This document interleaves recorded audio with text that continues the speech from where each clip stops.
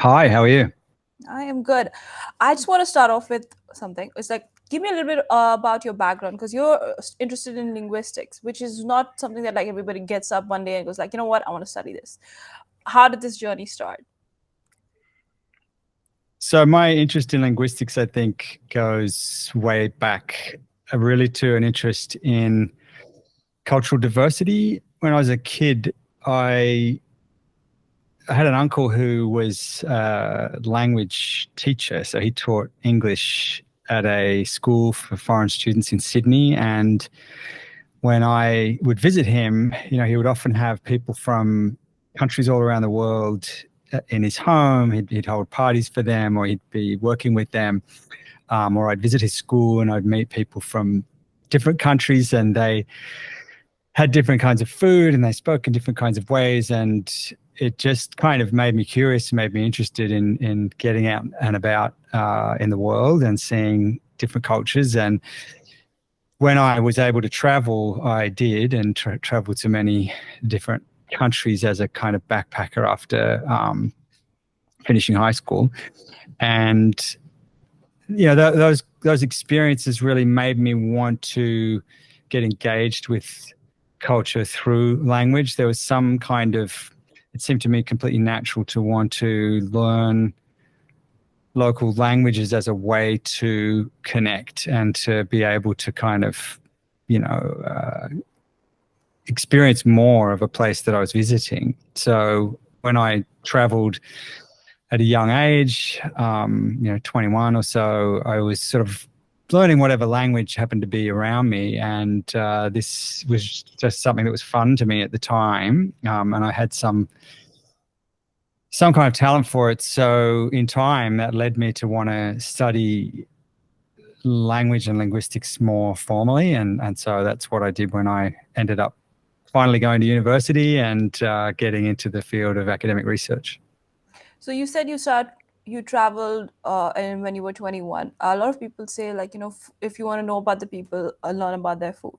How similar is it to understand language and like of different cultures to understand them? You mean how similar is it from between different places and different cultures, or? Yes. Yeah, So so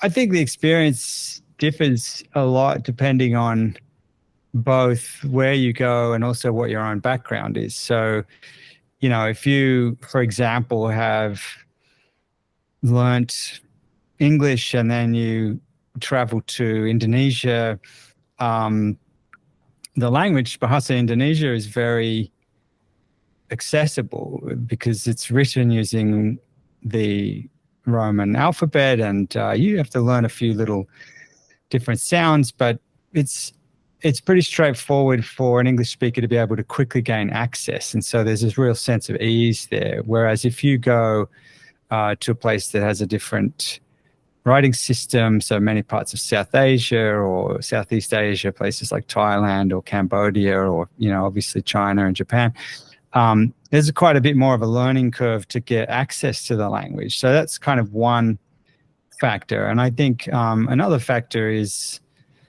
the attitude that local people have to people from outside learning their language. So there are different kind of ideologies about outsiders learning the language of a community. And so in some communities, for example, in my experience in Laos, where I've done most of my work, you don't have to speak very much Lao for people to say, wow, you're a genius, you know the language, it's amazing.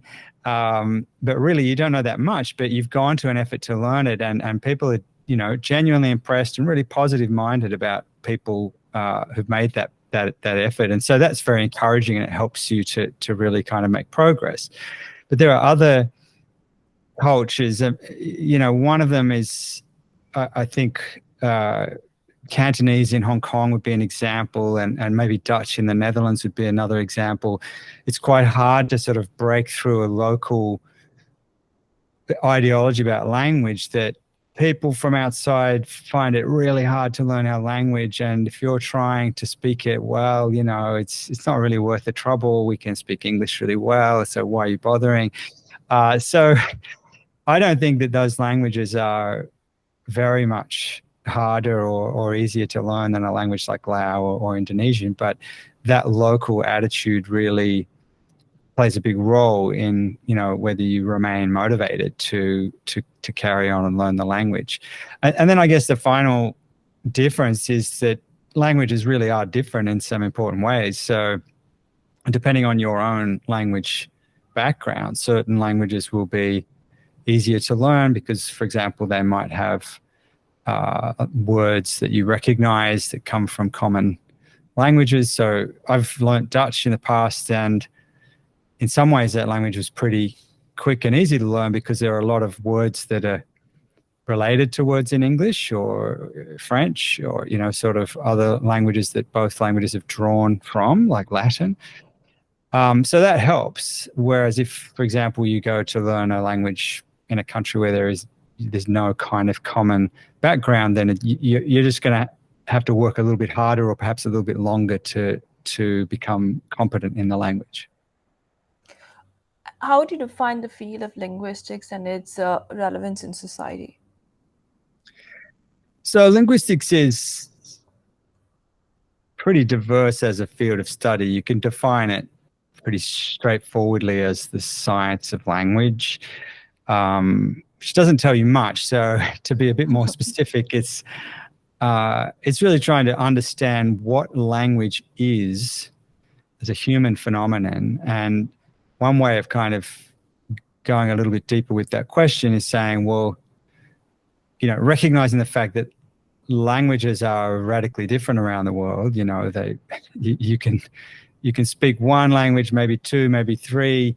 Most people, you know, speak, let's say, a couple or maybe a few languages, but there's some 6,000 or 7,000 languages in the world, and most of them you just won't know. So there's something very noticeable about the radical variation across cultures in language, and somehow linguistics has to explain that and has to understand how is it that you can have all this, you know, incredible variation in linguistic systems, while at the same time having some universal commonality of languages. But by which I mean all human societies have language.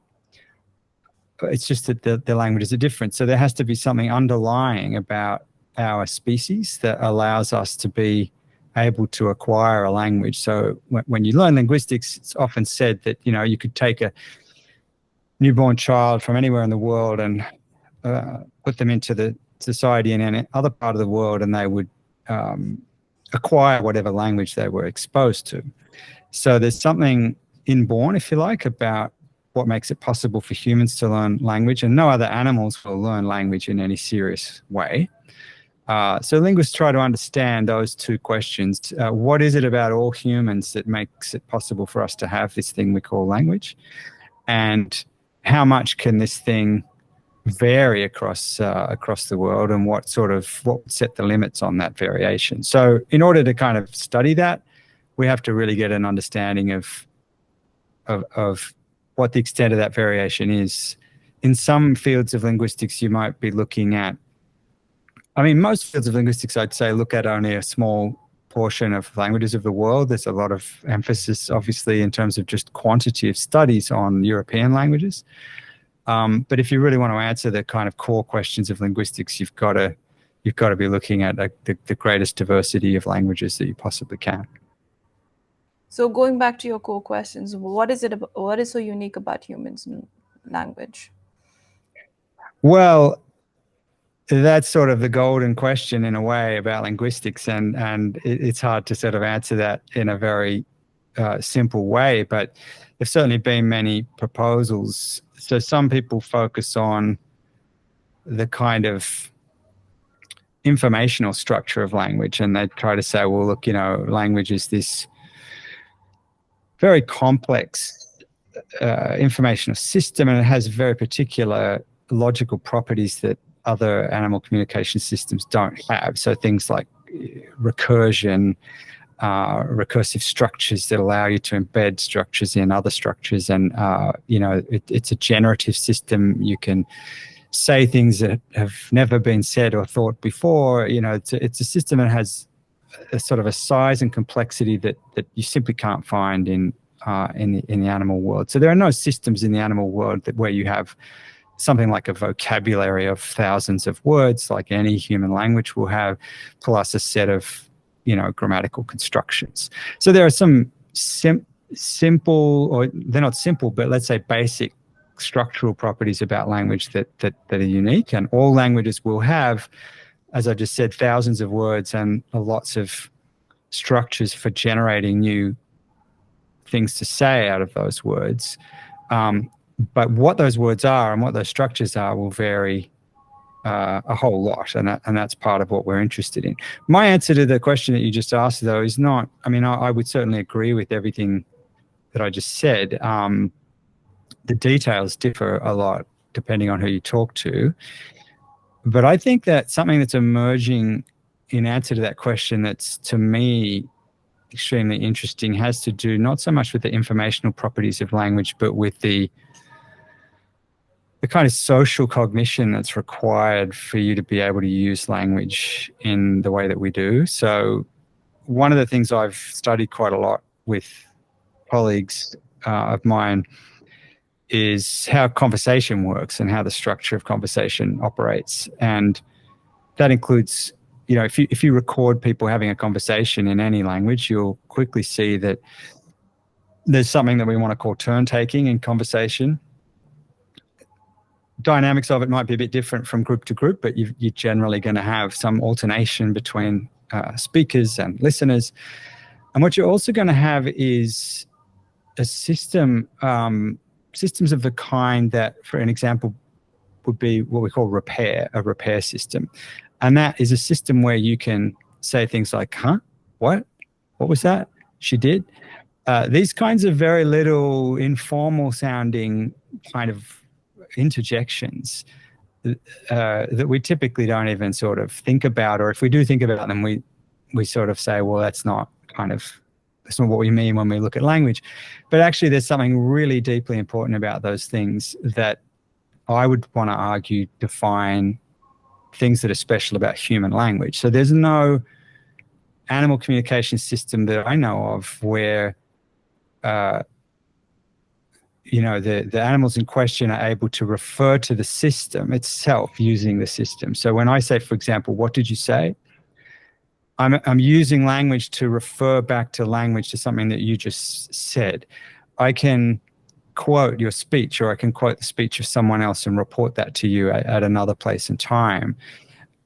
These functions, this is the kind of reflexivity of language, is one thing that's really unique about language, I believe. And the other one, I think, is this idea that the interactions that we're in when we use language are bound up by a certain social accountability. So if you say something that is unclear to me, or I didn't hear it, or it didn't make sense, or this was inappropriate in some way, I can hold you to account. If, for example, I ask you a question and you don't respond, I can say, hey, I asked you a question.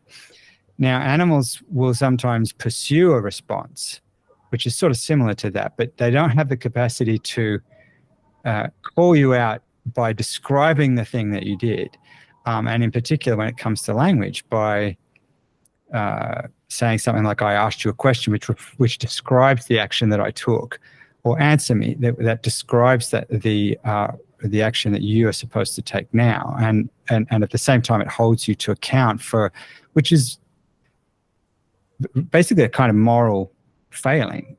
So when you have a conversation with someone, you're committing to making a contribution. And we see animals making certain kinds of commitments, but they're not normative commitments in this sense. And so one of the arguments I've been developing, particularly with colleagues, so Jack Sidnell, for example, is that language really requires a kind of cooperative moral code that is unique to our species. This is something that we've looked at. It's something that people like Mike Tomasello and others have looked at. And to my mind, this is, I think, one of the most interesting and promising aspects of that issue that you raised with your question about what's unique about human language. Speaking of a cooperative moral code, how does social media play into this? So now there's not that engaging back and forth conversation where people are engaging and then someone calls them out. There's a lot of like misinformation.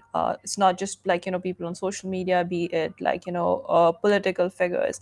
And there's no checks and balances, which is like immediate. So when someone says some falsehood, it's not easily like curbed.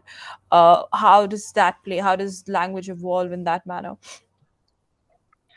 Well, the philosopher Ludwig Wittgenstein talked about language games a long time ago, and one way to interpret that is to really think about language as having a set of rules, like games do, and that means that, when you think about cultural diversity, you realize that there can be different sets of rules in different contexts and different settings, and also within a culture, you have different kinds of games. So if you look at sport, in some games you can touch the ball, in other games you can't.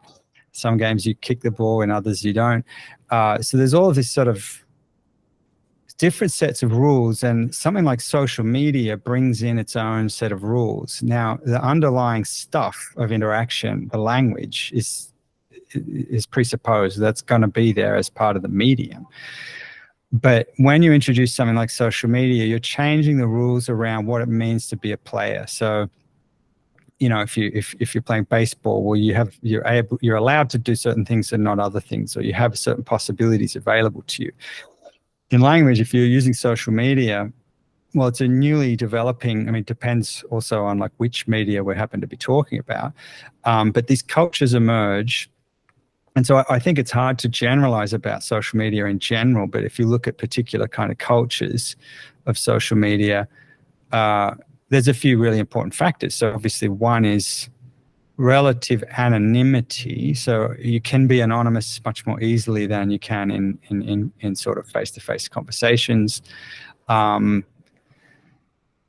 said that, though, a lot of people aren't anonymous, and so reputation does matter. And so, you're not necessarily going to destroy your reputation intentionally. Most people are trying to somehow preserve it or protect it in some way.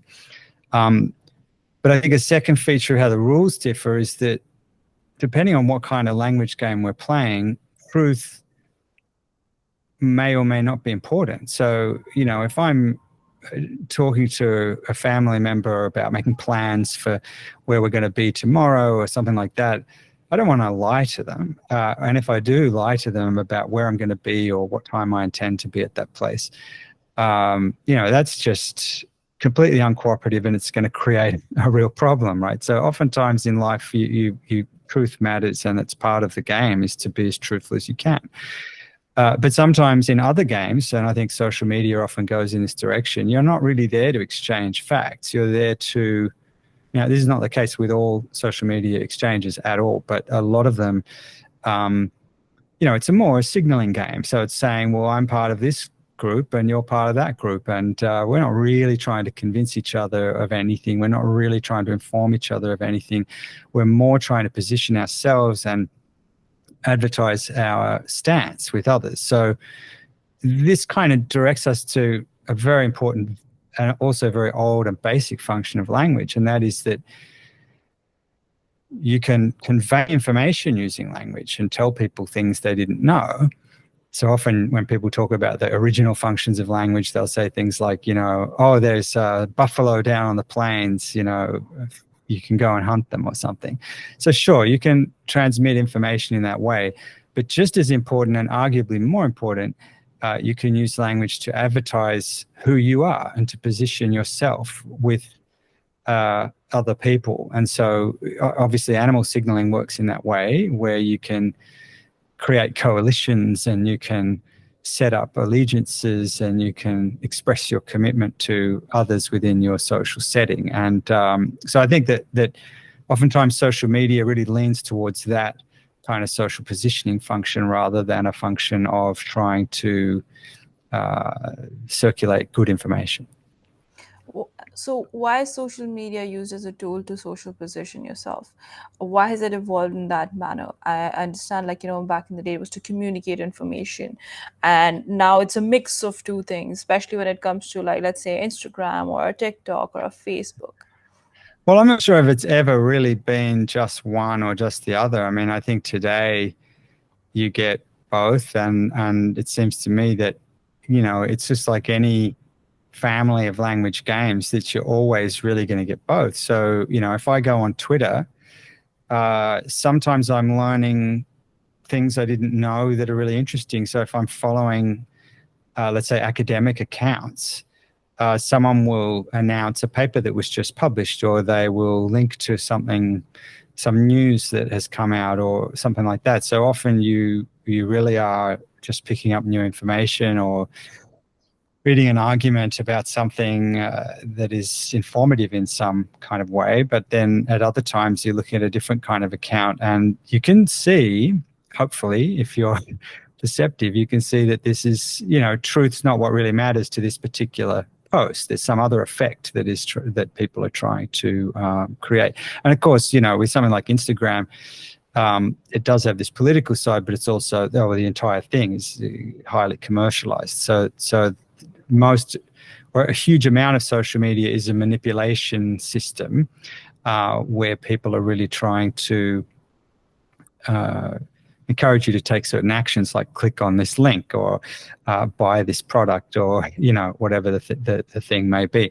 So obviously social media has very specific affordances for those kinds of functions. So Instagram, it's all about the visual impact, and people have very accessible tools for doing great visual stuff if they're skillful, in ways that weren't accessible until recently. So I think again that social media is very diverse in its functions, and I don't really see that one or another function is taking over in general. It may be the case in more specific uses. So there's a critique about social media. For example, the social psychologist Jonathan Haidt talks about, and many others who he's citing are looking at the effects of certain kinds of social media that kids are using, where the specific function has to do with getting likes for posts that you put, and sort of quantifying the responses and one's position within a community based on how many of those likes you get. And so there are certain dangers to kind of outsourcing social value to those kinds of systems. But there's certainly not by any means the only or the dominant kinds of functions that social media is performing at the most general level. What are the variations in linguistic systems, and what are the similarities between, like, different cultures, different groups of people? Well, that's a very general question, and goes to the heart of what linguistics tries to show. I mean, you can look at a lot of different measures in language and kind of try to describe the differences in all sorts of ways. So if you sort of work your way through language systems, you can quantify in various ways some of those differences. So for example, all spoken languages have a sound system. There are obviously sign languages that don't work using sound, but within spoken languages, there's a great deal of variation in sound systems. So you go from place to place, languages obviously sound different.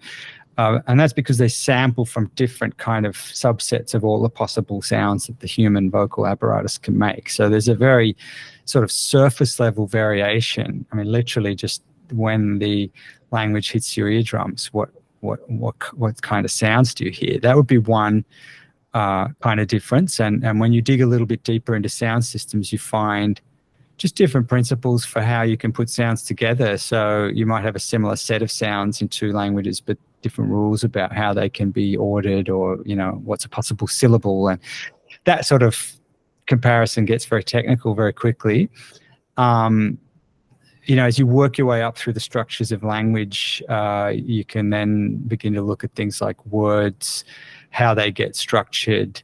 Again, more kind of technical stuff to do with whether this language has prefixes or has suffixes, or how words and phrases get sort of built up. And that should be familiar to anyone who's learned more than one language. That a very simple example would be, in some languages you have a noun and you put the adjective before it, like in English, and in other languages you put the adjective after the noun. So there's some, again, fairly sort of arbitrary or kind of perhaps even trivial differences between languages having to do with structure. I guess when you get a little bit sort of higher in the levels of function in language, people tend to focus on diversity in what's called pragmatics of language, and that has to do with how language is used in social interaction. So oftentimes people will point out that in certain cultures, it's regarded as normal to be much more direct about what you want. So you might, be more likely to give people direct orders or something like that. Whereas in another culture, you might be more indirect, and you might kind of not ask questions so directly if you're trying to get somebody to help you. If you study that kind of a phenomenon, so that's something I've studied with colleagues, that is to say, looking at how people make requests in everyday life. It's true that there are different ways to do this, and cultures can vary in that way. But I think often those differences are overstated, or they're sort of amplified in how we talk about language. So I was just talking about how you have, for example, if I'm trying to get you to do something, I could be very indirect and say, oh, it's cold in here, as a way of hinting that you should turn on the heater or something. Or I could just be very direct and say, turn on the heater. Now, the thing is that all languages will give you options. Inside that kind of community, there's always a set of different options for how you can do something. And the sets across languages are different, and the kind of emphasis and the implications of what those choices are is going to be different in complex ways from culture to culture. But within any given culture, you certainly have options, and the options are going to range in similar ways. So more direct, less direct would be one kind of set of options. So it's those are just a few sort of senses in which languages can vary. And to really answer that question in a way, that's sort of what linguistics tries to do. And you can study linguistics for years and decades and still not quite pull together all the kind of attempts to answer that question. But it's a good way of characterizing, I think, what we do in linguistics, and that is to really try to understand what's possible in language and what's found in language, and where is it and how has it come to be like that. Is there a way of understanding the social hierarchy or like the importance of social hierarchy based on language? Because in some cultures, if someone is older, there's a respect, and there are certain words that are used to address them. And if you speak to them indirectly or informal, then there are consequences to it. And that kind of tailors the language over decades. And so you don't see the remnants of it. You don't see the physical remnants of it, but it's still is informed in the way people communicate. Absolutely. So there are certainly languages that are more elaborated in this respect. Perhaps famous would be languages like Japanese, where one of the first things you learn about the language is that there are these levels of politeness, and you have to think carefully about who the person is that you're speaking to. There are many languages where that kind of thing is important, and other languages where perhaps it's less important. So, for example, just in terms of my own experience, I work on languages in Laos in Southeast Asia, and I guess the main language I've worked on is Lao itself. So that's the national language of Laos. And in that language, you don't have just there's a very big difference between the pronouns of that language and the pronouns of English. So nowadays people like to talk about pronouns a lot, and it's interesting because oftentimes people are pretty unaware of how elaborate and how much variance there is in pronoun systems in languages of the world, as you no doubt know. So English has this very, let's say, simple set of pronouns, I, you, he, she, they, and there isn't any distinction in that set of pronouns that really marks what you might call politeness. If you go to, often people will see that in some languages like German or French or Dutch of Europe, you have two pronouns in the second person, so two words for you, one of which is kind of more polite, more formal, more distant, and the other is potentially less polite or more informal or more sort of intimate. And so that's just a tiny little piece of kind of social differentiation enters into the pronoun system. But when you go to a language like Lao, that little split has gone sort of throughout the pronoun system. So pronouns that refer to you, you have 3 or 4 levels where you have to decide, okay, is this person someone who's around my age, who I've known since I was a child? I have absolute intimacy with this person, or I'm or is this person someone who is perhaps a stranger, or someone who I have a sort of distal or sort of formal relationship with? Or is this person very revered? They might be a monk in the temple or something like this. And I have to decide which of these pronouns to use. And similarly, I have the same levels for myself. So we don't just have one word for I, but we have more than one word, and the same questions come into play. Do I refer to myself in this highly informal way, or this more distant way, or this very sort of self-deprecating way? So that's just in the pronoun system that you can get very elaborate kind of coding of social hierarchy. That's one way that you could characterize it. But it's not only in the pronoun system. So, you get a lot of other practices that might be other politeness routines in speech, things like, please and thank you, and choosing special polite words, or other bodily sort of behaviors. So whether you bow more deeply or crouch down when you walk near somebody, or, all sorts of ways in which you can signal social hierarchy. And all languages will have something like that. Even languages like English, which is supposed to express a kind of egalitarian ethic, clearly have many ways of expressing, respect and hierarchy and this type of thing, or formality or distance. We have words like sir and ma'am, and many other ways. So I would draw these kinds of functions of language back to some of the points that we were making earlier that have to do with social structure and social positioning. So hierarchy it's partly a kind of an absolute kind of diagram of a society, but also it's really about where do I fit in relation to all the people around me. So in that way, language is always expressing some relational kind of stance towards what you're saying, and towards the person you're talking to, and towards the kind of context that you're in. And you really can't get away from that. So if you just want to focus on the kind of informational content, or how language can refer to objects and events in the world, you're going to miss all of that social value that language has. Can you discuss your research on human cognitive biases and language, and the role of language how would you help to understand, their connections? Yeah, so this is something that I wrote about a bit in a recent book that I published called Language versus Reality.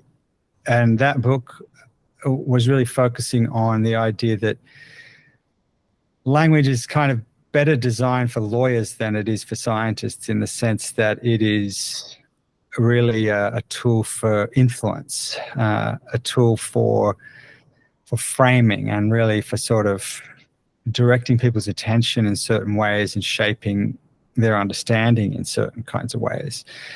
And in order to make that case and to think through how that would work, cognitive bias is a useful sort of framework. So in psychology and behavioral economics, for a long time, there's been an increasingly good understanding of this idea of cognitive bias. So it's things like confirmation bias and anchor bias and many other biases where we are not necessarily that good at thinking in sort of purely logical, rational, objective ways, that we're easily lured into jumping to certain conclusions that might not be warranted, or committing certain, errors of reasoning.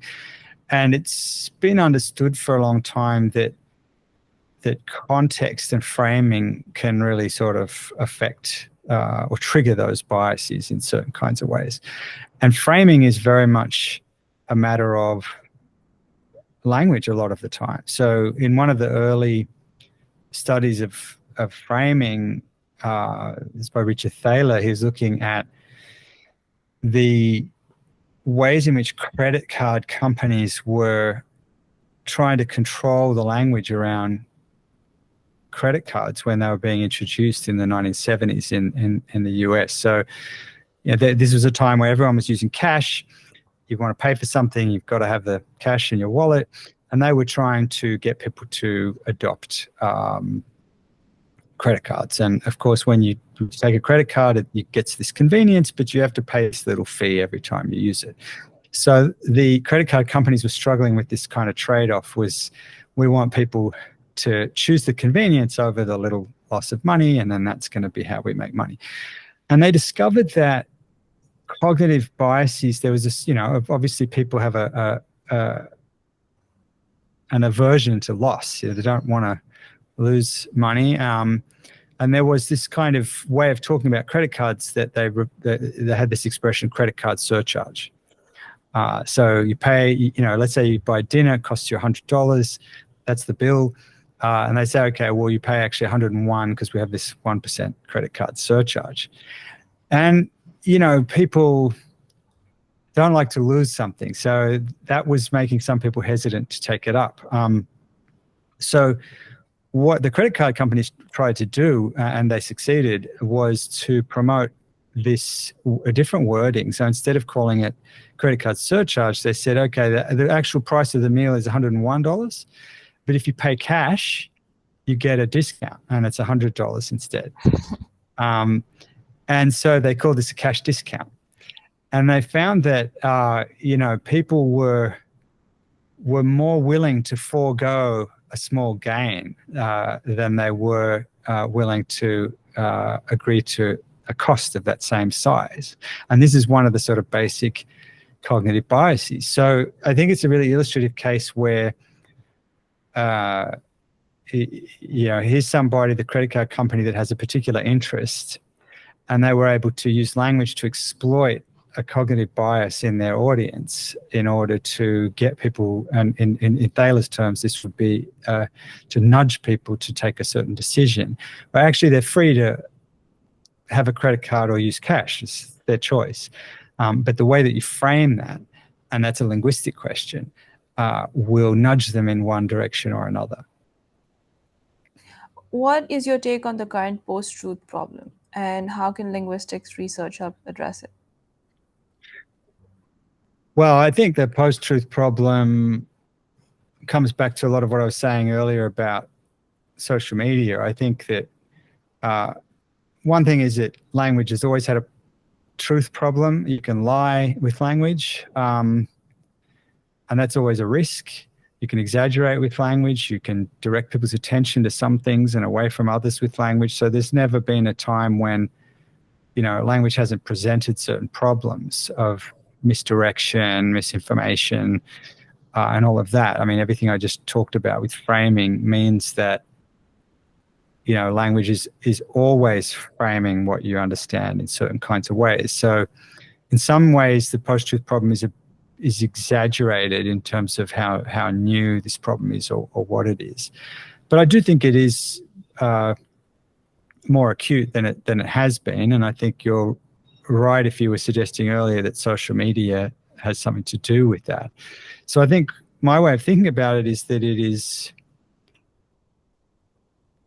coming from a new set of games that are being played at a very large scale that are really about using language to signal more than they are about using language to convey facts. So facts become a kind of collateral damage in a way in this arms race to use language to sort of take a stance. So there's just in certain language games which are now become possible at much greater scale. The rule of the game, or the way the game is played, is that you don't really have to worry about whether what you're saying corresponds to truth or not. That's not part of the game here. What we're trying to do is to provoke a reaction and indicate our stance with respect to others. So that's my take on the sort of mechanism. But I think it's a terrible trend because those collateral effects become very real. If you have people beginning to internalize statements that are untrue, then it's natural to act upon those statements, and there's a thin line between voicing a belief because it signals who you are, and then believing that thing, and then actually acting upon it. So that's kind of one part. I think the other part is that oftentimes when we talk about the post-truth problem, people want to know, how do we fix it? Do we ban falsehoods? Do we get fact-checking widgets in everything? How do we fix this? How do we clean up the internet? And I think that's completely impossible, and I think most people would have to agree with that. You really just can't stem the flow or in any objective way kind of control the truth or falsehood of what people say. So I think the answer is really to it sounds like a kind of platitude, but it's really about having true critical thinking as part of our culture and as a kind of a global understanding of how you consume information. It's something that obviously we're supposed to learn in school. It's something we're certainly supposed to learn at university, if we go to university. But it's surprisingly hard to maintain good critical thinking. But I think that's the only answer. I think that there are no gatekeepers for truth in the information economy. So individuals have to take responsibility for doing that. So true skepticism, true critical thinking, a true approach where people are critical of their own thinking in particular, that's, I think, by far the most important form of critical thinking, is questioning your own beliefs and understandings, and really sort of taking your time before you decide to commit to a certain belief is really crucial. So that's the only thing that we really do have power over. And as long as, if you could change people's behavior with respect to how readily they accept ideas and then repeat them, then you would diffuse a lot of the problems that are created by misinformation circulating. Speaking of misinformation and stuff like that, there's this whole thing with deepfakes, which is becoming a more prevalent problem as we go ahead with new technology, access to that, and it's not something that's going away. Like you said, critical thinking is a crucial part to be able to differentiate between falsehoods and truths. The future doesn't look like it's going to be easy for the younger generation to be able to say, okay, this is clearly fake, because it's getting the AI technology that's available. It's going to just get better and better. There can't be a streamlined source of information, because even now, major news channels get it wrong. Yeah, that's right. Yeah. How does one Look, tackle?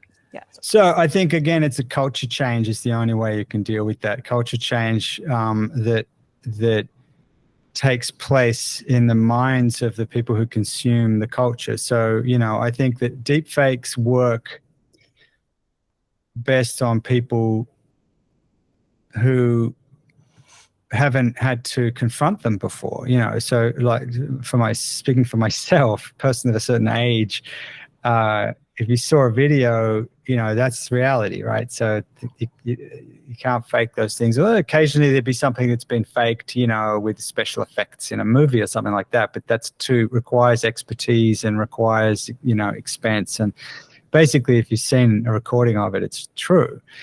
But when it becomes possible to fake things at zero cost and to do it in a very convincing way, well, people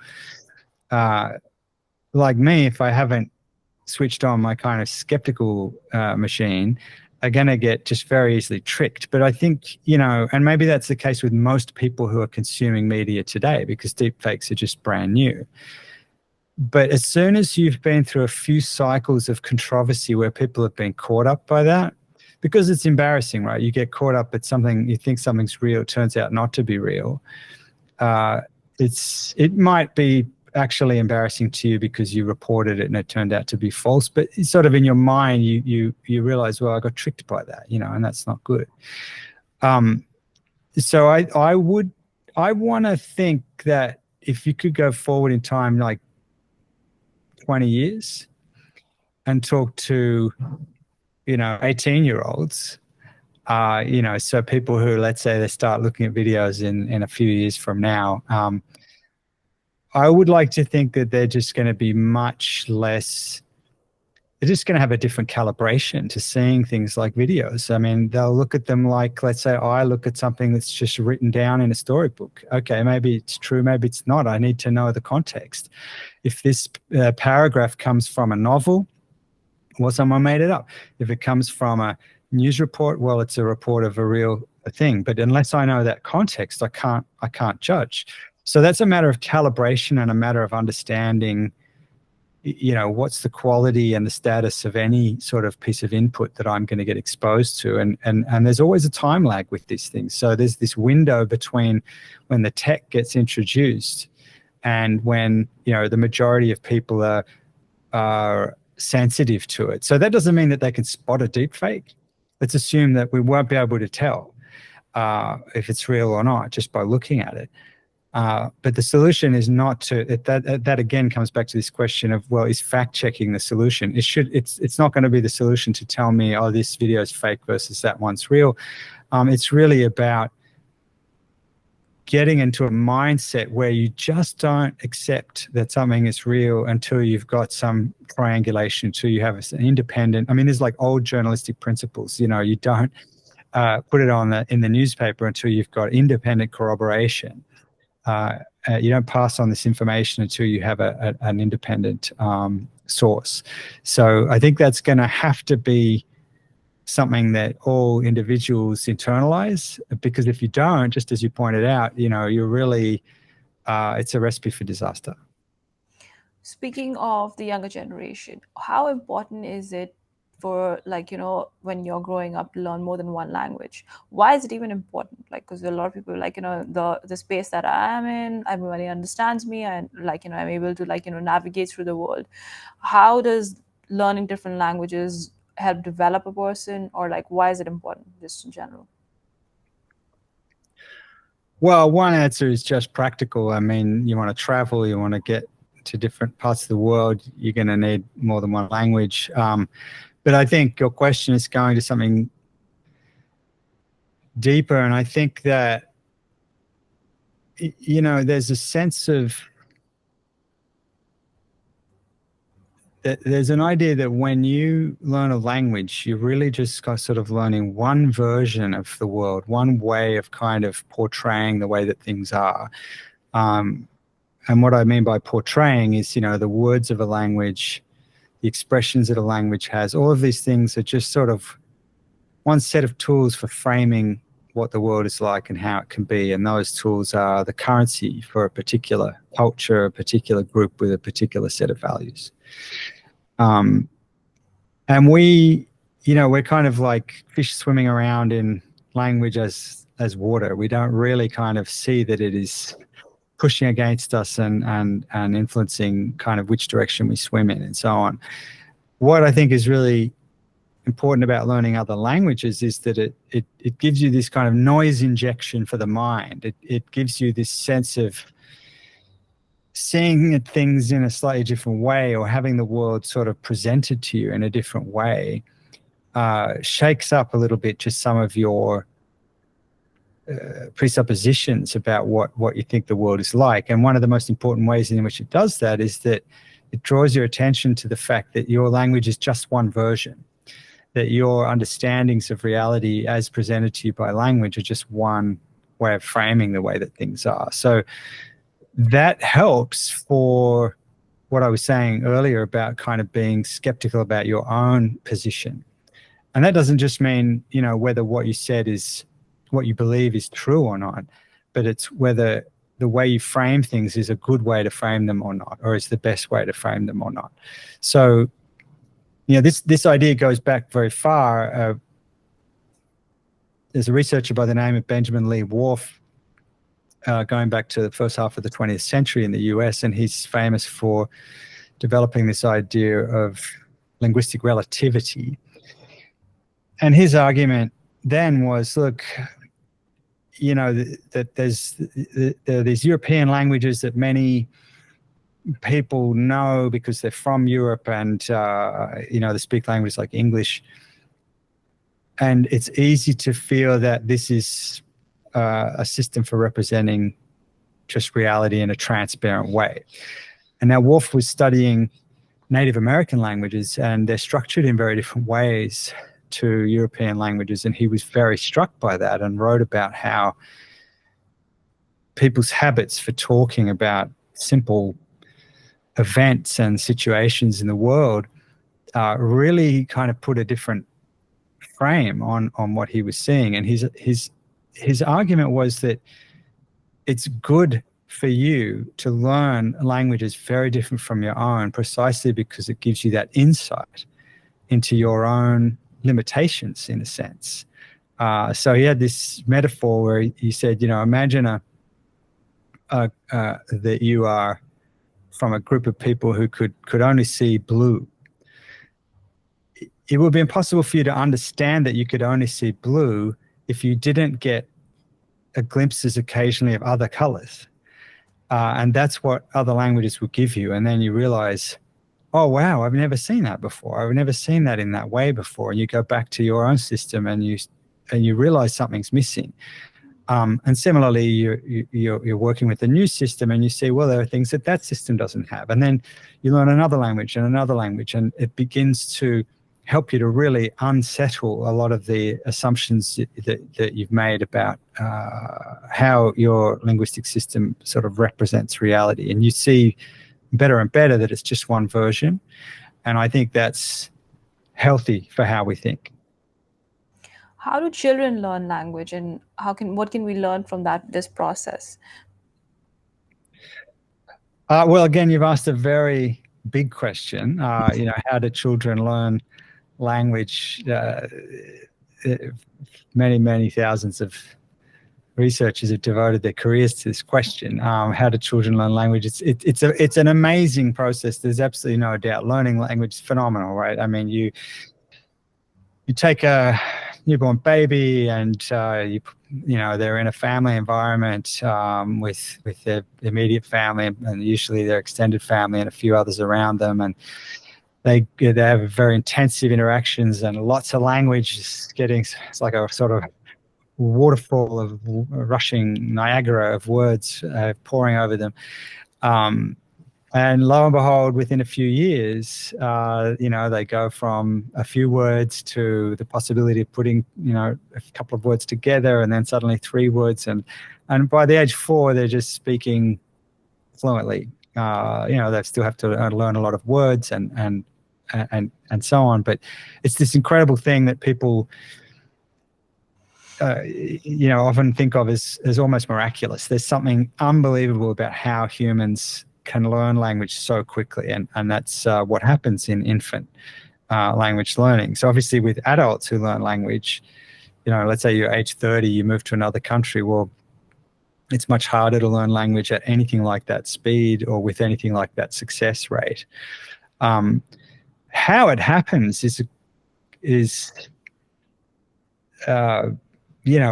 would very quickly be getting into technical kind of discussions. It's not my field, but I think that one thing I would say about how language learning occurs is that earlier in our conversation, I was talking about the fundamentally social nature of language and the fact that using language requires you to have certain sort of capacity to cooperate and the capacity to apply norms to that sort of cooperation in interaction. And a lot of the recent work on language acquisition, I mentioned Michael Tomasello's work. He's been very prominent in taking this position that children can't really begin to learn their language seriously until they have these interactional cooperative capacities in place. So these are not really capacities these don't have anything to do with structural properties of language like pronouncing sounds or, the word order of specific phrases. Those things are crucial and they are part of the process, there's no doubt. But his point is that you won't ever get that process really started or seriously going if you don't have the crucial social capacity to cooperate, to share attention with others, to share goals with others. And that's really the foundational function of language, is to use it as a tool to coordinate with others. So in terms of how kids learn language, but also adults in adulthood, what is really fundamental is that you have some context in which you're able to use language to achieve your goals. And for a first language acquisition scenario where it's an infant who's trying to learn how to live and get what they want, language is really this incredibly powerful tool. And so they're very, very motivated to learn it well and to be able to use it in ways that are socially effective. And can you speak a little bit of your work with gestures and its relation to language? Because I know that is a key part of communicating with anyone. And how does that inform things? What's the insight that you've gained over your work with it? So gesture is a big field of study that looks essentially, when we talk about gesture, what we're talking about is moving our hands when we're speaking. That's kind of the prototype of when we talk about gesture. It's just a fact about language that for spoken language, two things are true. One is that, if you're in the dark, the light is off, or if you're someone's on the other side of a wall around the corner, or on the telephone, you can use just pure sound to communicate using language. So you don't have to have any visual contact on the other person. So language is very powerful in that way. But in reality, most of the time we do have visual access to the other person, and we do use all of the resources that we can to communicate. So that involves the hands, but it also involves the body, how you hold your body, how you shift it. Obviously the face, very rich set of facial expressions allow you to express meanings in combination with what you're saying. And it's a fact about language that, particularly going back to the hand movements, that people will, wherever you go, whatever the language is, maybe to different frequencies and in different ways, but anywhere you go, people will move their hands in expressive ways while they're talking. Now, what those functions are can vary quite a lot across cultures. So some of these gestures are in a certain way not hard to understand. So things like peace sign or thumbs up. These are sort of basically like hand gestures that stand in for words. But I think the research on gesture, certainly that I've done, but a lot of the more productive research on gesture that's been done in the psychology of language has been really looking at how hand gestures don't replace speech, but they complement speech in certain important ways. So all languages feature that type of function of language and of gesture rather, and it can work in a number of ways. So one whole category of gesture is pointing. So people point in different ways in different cultures, but certainly the case that wherever you go, people will have a way of using their body, oftentimes their hand, often with the index finger pointing. They will indicate things to each other. So could you pass me that thing? Or look at that over there. So you have words like that, this and that, which don't tell you very much information, but if you combine them with pointing gestures, they allow you to sort of attach the language to the physical setting around you. And that makes language much more economical and much more efficient. So you don't necessarily need the word for the thing if you can use a word like this or that and a pointing gesture.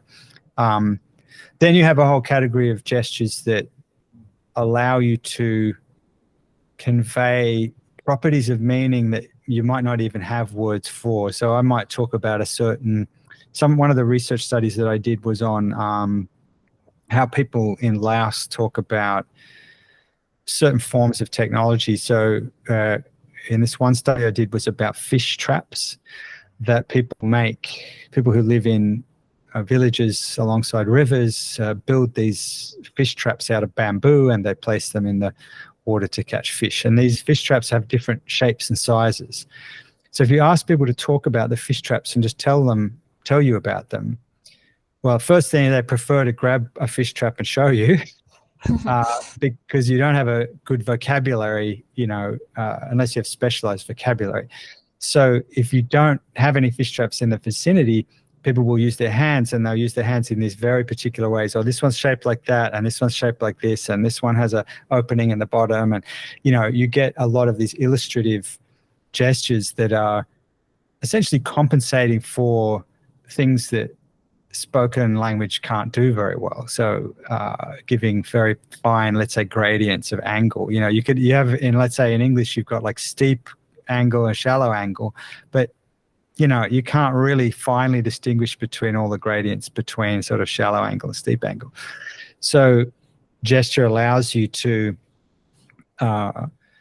indicate more gradient information that language wouldn't let you do. And that's universal. So, no matter what language you speak, including sign languages, which are using all visual information, you are able to get some part of the linguistic system to express kind of what we might call digital or kind of categorical information, and another part of the linguistic system to give more expressive or more gradient information. And one sort of prototypical understanding of gesture is that that the hands kind of deal with the more gradient information, and the spoken component deals with the more kind of discrete categorical digital information. Besides gestures, what other communication skills can we use to avoid misunderstanding, especially when it comes to a multicultural context? Well, it's a hard one. I mean, I'm not sure if gesture kind of helps or hinders. It's just like language itself. You need to, I think in terms of dealing with cultural communication, you really have to be patient. Everyone involved has to be patient and has to be not too quick to jump to conclusions that you've understood what was expressed. I think actually this comes back to the post-truth problem in a way. So, if you're in a cross-cultural setting and someone says something or does something that your immediate reaction is, oh, that's bad, or that's offensive, or something like that. It's important to not jump to that conclusion on the first. Maybe it was offensive, maybe it was bad, but you want to wait and confirm this in some sense. So, the classic cases of cross-cultural miscommunication have to do with, certain kinds of behavior being harmless in some culture, but deathly offensive in some other culture. And sometimes a person is innocent; they literally don't know what they're doing. In other times, they're not innocent and they're doing something on purpose. So it's really all about calibrating people's intentions to how those sort of words or actions get interpreted. And in order to make that calibration, when we're in our own culture, we can be pretty confident that everyone's reasonably well calibrated. It's never perfect. We often offend people when we didn't mean to. But if you're in a different cultural setting, then it's much more likely that you won't have that calibration. So a big part of cross-cultural communication as a general kind of principle is really to have that patience and to sort of take a bit of distance from your immediate gut reactions to interpreting what people are saying and allowing things to be said in more than one way, allowing an extra round of kind of clarification than you might normally need if you were in your own cultural setting. What are some of the challenges that you face in your field of linguistics, and how can one address them? Well, I mean, there's a whole range of different challenges. I mean, it all depends on what you're looking at. One kind of challenge that I am often thinking about is if you're really interested in thinking about the social elements of language and what language looks like in social interaction. One of the biggest challenges is that it's very hard to get data, and it's very costly and time-consuming to get good quality data. So I'll give you an example. So if, for example, you're doing a research project on some structural property of language, like, for example, how many languages of the world put the adjective before the noun and how many put the adjective after the noun? It's a perfectly good question. And in fact, it's, was famously asked in the 1960s by Joseph Greenberg, who sort of founded the field of linguistic typology. If you wanted to ask a question like that about the structure of languages, you could just go down to a good library, or nowadays you use the internet, and you can people have written books about this stuff, and they haven't necessarily pulled all the data together, but you can find each individual data point in a reference source. So that's one way in which science is kind of cumulative, and people who did work earlier on are able to save the time of people who take some of that data and do something with it. Now, a simple structural question like where does the adjective go in relation to the noun, therefore, is not that hard to address using that type of data. But if your question is something like, does this language, how do people deal with misunderstandings in the course of conversation in this language? So if we know from studies of English that people can say a range of things if what the other person just said was hard to hear or you didn't understand it. So you could say things like, huh, what was that? She did. A range of ways of what we would call initiating repair and getting the person to repeat what they just said or clarify what they just said. If that's what you're interested in comparing across languages, which is more interactional kind of question, you can't apply that same method. You can't go down to the library and find a book on the shelf that talks about that. And that's because it's just, you can get a 100-year-old grammar book and still get the information about where's the adjective go in relation to the noun, because that's the kind of thing that you can write down and you can just ask someone for the information and you can observe how people speak and set that down. But questions around things like what's the structure of the flow of interaction, it's very hard to study if you don't actually have direct recordings and direct data from those types of interactions. So nowadays we've solved that through cheap video recording. You can go into a village setting or a professional setting and you can make video recordings for very little cost, zero cost really, just the cost of everybody's time. But the challenge is that, it's fine to say, oh, well, video recording now has solved the problem. It sort of has, but you need a human to actually go out to the field, collect these materials, and then after that, sit down, transcribe everything, find examples of the things you're interested in looking at, and then do the comparison. So we've just had a paper accepted that looks at how people ask each other to do things in home and village settings. And it took us many years to complete this study, precisely because what we wanted to do was to systematically compare data from video recordings of people in home and village settings in very diverse cultures. And that required one colleague to spend time in Ecuador recording, transcribing, translating, annotating, coding, in this community in Ecuador, and the same for a community in Ghana, and the same for a community in Laos, and the same for a community in Russia and Italy, and so forth. So the overheads of looking at language and social interaction for me, are one of the things that presents a great challenge for doing good linguistics. Now, coming back to your more general question, there's certainly big changes in linguistics at the moment that have to do with new availability of data. So big data, having access to the internet and millions or billions of words of corpus materials does allow brand new types of analysis, which are giving us new kinds of insights. But I guess this kind of presents, those kinds of opportunities also present other challenges, and that is, well, what about those aspects of language that don't, that aren't necessarily answered through that kind of data? So again, coming back to interactional sequences and so on. So for me personally, I think there are a lot of challenges in linguistics, but for me personally, that would be where we really want to try to concentrate our efforts and just get much better quality comparison about how people interact using language, not just how languages are structured, but how people interact using languages in everyday life around the world. And what are the different findings you've gotten from Russia, be it Ghana? What does it boil down to, or does it not boil down to something that everybody can understand?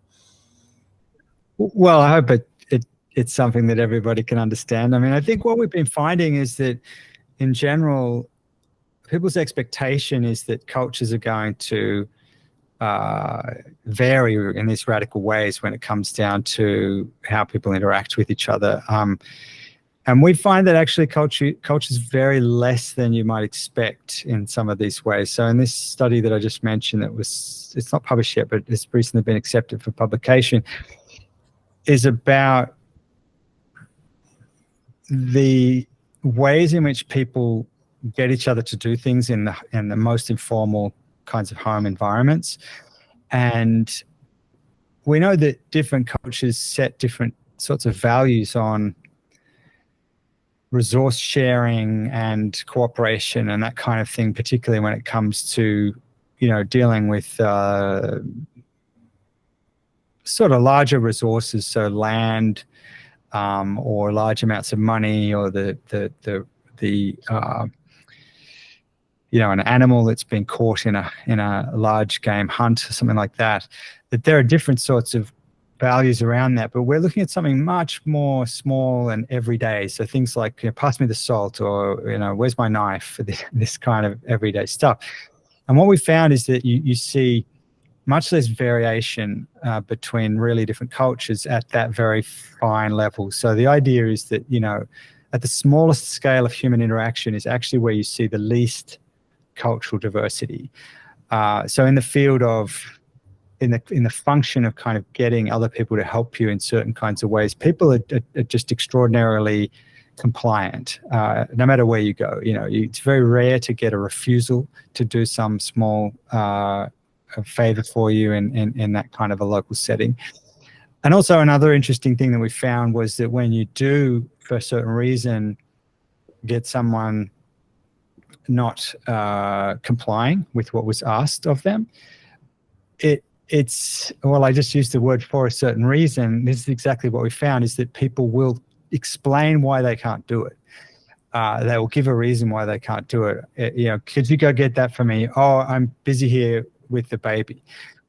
People will generally help if they can, but if they can't help, in our study, we found that no matter which part of the world you're from, you will often, or much more often, give a reason why you can't. So it points to some kind of logic of accounting, which is part of the kind of normative structure of cooperation, and we think that that's shed some light on what is shared, what's basic about human social life and the kind of cooperative principles that underpin it. I'm going to ask you a slightly personal, not exactly linguistic question, but what is the issue with people having trouble saying no? Because some people are over compliant and they do say yes to things. Yeah, I think you'd have to talk to a psychologist or maybe a psychiatrist to solve that one. I don't really know. I mean, to a certain extent, saying no, it is uncooperative, right? And I think there's something. Now that you've asked about it, I'm just linking it to the study that we've done, and I think that what we've shown is that it's very natural, it's very instinctive for people to not to say no. They'll either comply, which is what they do most of the time, or they'll have to give some kind of explanation for why they're not doing it. So if I ask you something, I've set up a sort of trajectory, I've set up a certain momentum, have you got that for me, or would you do this, or whatever it is. I've actually kind of created a potential commitment, and the question is, will you take that up or not? But because I've already started that kind of ball rolling, it's easier for you to say yes. It's more difficult for you to say no. You've got to sort of resist that momentum, which has already been sort of started by my very question. So saying no it's just naturally harder, but of course we should say no at certain times, and I think perhaps what you're talking about, I think we probably would. I always keep coming back to the sort of context specificity of this, but I think we would not celebrate someone who constantly said no around the house, like a family member. I say, could you pass me that knife? No. I need a cup. Would you give me one? No. We wouldn't like that, right? And that wouldn't be celebrated. I think we sometimes do celebrate someone in the professional world. So in my field, in academia, people often complain that they can't say no and they take on too many commitments. And I think that's in a way the problem, that you transplant a kind of an ancient cognitive bias, that I prefer to say yes, into this modern sort of setting where the things you're saying yes to are actually very big commitments and very costly. That, basically a lot of people are, I think, quite understandably less able to suppress that natural cooperative kind of yes, and they get the benefit of it at that moment of having complied with the trajectory the person's set up. But then, unfortunately, they've got to follow through with the commitment, and they got to do all this extra work or whatever the thing entails that they failed to say no to. Fair enough. Okay, so what would you tell somebody who wants to get into the field of linguistics? What does the future look like? What should they plan their future like? Well, I'd say learn some languages. It always helps with linguistics to know more than one language. Many people, of course, will come into linguistics knowing at least 2 languages, and oftentimes 3 or 4 or more. I think it's not necessary. People will tell you you don't have to know more than one language to do linguistics, but I think it helps a lot. So that's one thing. You've got to have a passion for understanding differences between languages. And I think that you just, as with any field, you really just need to read widely and to really sort of immerse yourself in the questions that the field is asking and answering, from today to going way back into the past. As for so that's to say that people, should really prepare in a way to do well in linguistics, and then they'll get the most out of it. So, if you're doing those things, then of course you head to college or university and take linguistics courses. What you then do with that is another matter, and that all really depends on what you find interesting and what you're good at. And as I mentioned at the beginning, linguistics really captures a huge number of different areas that can lead to employment if that's what you're interested in. So it may have to do with things like speech pathology, how speech works, how you would help children learn speech who are having difficulties, or how you would help people with brain injuries or other sorts of problems. So linguistic knowledge can help to solve that. There's a lot of technical linguistic knowledge is needed in a lot of computational applications these days, speech to text, machine learning, all of these things are very, translation. These things are drawing on traditions of linguistics, and they're driving innovation in linguistics. So there's a long list of things that you could apply linguistics to. Of course, text generation and editing and those kinds of things are important, or linguistics helps in those things. It will be interesting to see in the near future, however, how this sort of things changes. So with AI applications around text generation, you have to wonder what's copywriting going to look like in 1 year from now to 5 years, 10 years from now. Are we going to be approaching generation of text in a very different way? And I think, we probably are on the cusp of some kind of revolution, and we'll see. But it will never stop people from being language-using animals. And I think, to my mind, that's what's most fascinating about language, is really trying to understand language as something that truly makes us human. You've written a lot of books on your field of research. Where, if someone were to just get started, what 3 books would you recommend from your work, and why? Well, I guess that I would recommend 2 books I've written more for a public audience. So one of those books was published in 2017 called How We Talk, and it really focuses on the inner workings of conversation. So that's written for a general audience, and I think it's pretty accessible. So that would be one reason why I would recommend it. But also because in that book, I really tried to make the case for why you want to think about language not as a sort of information processing system, but as a system for organizing social interaction. So that book, I think, would be recommended. Also written for general audiences, the book I published last year called Language versus Reality, Why Language is Good for Lawyers and Bad for Scientists. That book is, I think, hopefully accessible to a broad audience. It really looks at not just interactional as part of it. I'd look at things like stories, narrative, storytelling, look at framing, I look at a lot of the psychology of how word choice affects the way that you reason, the way that you think. A lot of things that you want to be aware of if you're trying to use language in a mindful and possibly also an ethical way. So I think that language versus reality is one that would allow people to get into some of the questions we've been talking about today, actually, things like cognitive biases and language as a tool for manipulation and framing and so forth. Beyond that, a third book, that's kind of, it's hard to choose really what general, for a general audience. I think that probably the most recent book I published would be another one I would recommend, partly because it's available open access. It's called Consequences of Language.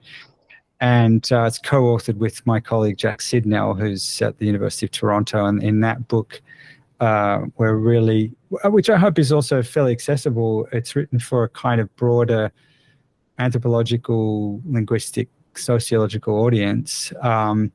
And it's really about how, the human species somehow came up with language as this innovation. But once we had language, then language has really changed us in all sorts of ways. And that book, Consequences of Language, is really about like what are the ways in which language has actually set new coordinates for what life is like for humans. And it follows in line with the work of others who we're very sort of closely aligned with. So people like Daniel Dorr looking at language as a technology, among others. But I think, that book would sort of, I guess also because it's one of my newest bits of output, that I feel at least that it's somehow current. So those would be the three I'd recommend. Going back a bit, and not to take away too much from your book, why is language good for lawyers and bad for scientists? Well, because, if you're a lawyer, what you're trying to do is defend a position. You're trying to direct attention. You're trying to manipulate. You have a goal, and you're trying to draw people into that goal. So I say that language is good for that caricature of a lawyer, because language has those properties. It's very partial. It's very subjective. It's very much a tool for directing attention. And I say it's bad for scientists because, again, it's a caricature of scientists. So obviously scientists are not these sort of robotic, rational, objective creatures. But I'm talking about the kind of prototype of how a scientist is meant to think, which is, what you really want is some kind of direct, transparent access to what reality is like. And language just doesn't give you that. Language is this mediating sort of lens that will not allow you to directly see the thing that you're trying to study. So it's a conundrum for scientists that we need to use language to talk about things. And it's necessary because language is this coordinative tool. So if you were working entirely alone as a scientist, you might be able to behold some phenomenon and kind of understand it at some level without language, but you couldn't. The problem then is you can't communicate it to others. You can't have it accumulate within the history. You can't pass it on to the next generation. You can't build on it. You can't coordinate around that bit of knowledge if you don't have ways of talking about it. So language is a kind of necessary evil for the scientist. And you have to really work hard to overcome the kind of biased nature of language. So it's, at some level, obviously, language is crucial, is indispensable for scientists, but it's not well designed for the scientific mindset. Fair enough. Makes sense. And where can people find your work? Well, they can find it online over a website. They can go on there and see. So it's nickenfield.org. They can find links to the books and so on. So the last couple of books I mentioned are published by MIT Press. So they can just go to the MIT Press website, or just visit my website for links to my work and publications. Are you on social media at all? I do have a Twitter account. It's Twitter's kind of gone a bit strange, a little bit different in the last little while, and it's a little bit less clear that the same audience is there that was there 6 months or so ago. I find Twitter very useful in a bunch of ways. I find it a bit infuriating in a bunch of ways, but that's the one social media outlet that I have professionally. What are your thoughts on platforms like Rumble that they're just creating their echo chambers where it's just, okay, we are very right wing, we have these belief systems, and let's create our platform for that. So there's less interactions between the two different sides of the aisle, or in fact there's no that platform where people just communicate openly and then exchange ideas, even if you agree or disagree. And does the future look like, again, echo chambers, or do you feel like maybe we will evolve and we will understand that people can have different views and still cohabitate? Well, I'd like to think that people can have different views and still cohabitate. There's nothing that we can do about that. People have different values and they come from different communities. But what I would always want to emphasize is that there are very few situations in which people truly are confined 24/7 to those communities. I mean, you'd have to be in a cult or a sect or something to be like that. So, while you might be on some niche social media platform, that is, whether it's some political cause or whether it's, chess or whether it's, crochet club, or it doesn't matter, that people find a way to connect with others. I mean, there are significant differences between those things, obviously, because of the way in which those meetings and those cultures get manifest in behavior in the world. But what I was going to say is that, you can spend time within those kind of contexts online, but then you switch off your computer, you walk out into life, and you're part of 2 or 3 or 5 or 10 or 20 other kind of communities. You might have all sorts of different interests and connect with all sorts of different people. So I think what you want is diversity, variety. I don't think there's anything intrinsically problematic about allowing people to gather and talk about the things that interest them. You might disagree with a political position or with a particular sentiment or what have you. And of course, some of these things might be,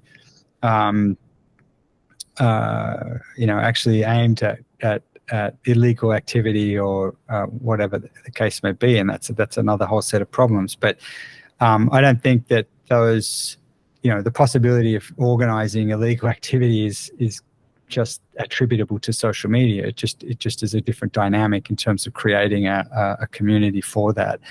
So yeah, I mean, I think I'm sort of more positive minded about social media in that way. And I think that it doesn't introduce qualitatively different kind of problems than are already there in the world. One last question before we tap out is, it's going to be a very swirly question, is aliens. So if aliens were to come on Earth and we have to communicate, how would you recommend we tackle that? Well, I'd stop thinking about language and I would just think about action. I mean, so you want to think at a much more basic level, and you want to think about first, just how would you, I mean, communication itself is a sort of a slightly distracting term here. And I think the first thing you want to think about is just how do I interact with this sort of entity? So, if it's a rock, you can interact with it by picking it up and throwing it if it's small. If it's big, you can't. And so you figure out, well, how can I move it in some other way? And when you start to deal with things like animals, well, you don't try to talk to animals, but you figure out things like, well, what does it respond to, and how does it respond to that thing? So, it's a bear. Well, what do you hold? You stand still. Isn't that what they say? You hold up your arms, you stand still, something like this. So, when you're really trying to deal with some alien life form, like another species on Earth, you don't sit there going, oh, what am I going to say to it? What's its language? You think much more concretely about, well, what actions do I take, and how do I control or predict the way it's going to respond? So often how we deal with animals is that, we learn what they respond to. We learn what they like, what they don't like. We learn what makes them mad, what makes them ignore us, or, whatever it is that we're trying to get them to do. So, if aliens came, well, I think the last thing we should be worrying about is what's their language? Because language itself is a system for action, a system for acting upon others and for eliciting responses from others. It's just a very fancy one and a very particular type of one. So I'd be just trying to think more about what are the ways of interacting with this entity such that we can increase the likelihood of predicting what it's going to do at any point. Fair enough. Okay. Thank you so much for speaking with me. Thank you for having me.